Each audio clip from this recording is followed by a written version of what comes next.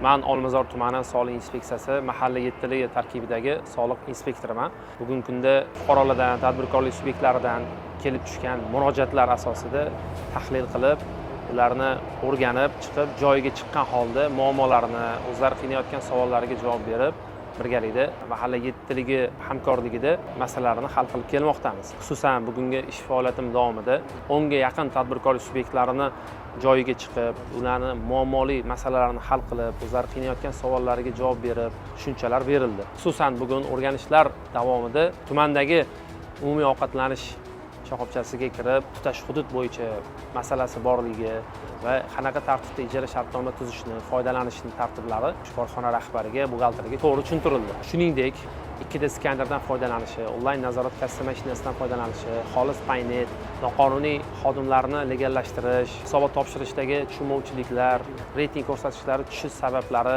shu kabi masalalarda tadbirkorlik subyektlariga amaliy yordam ko'rsatib kelinmoqda.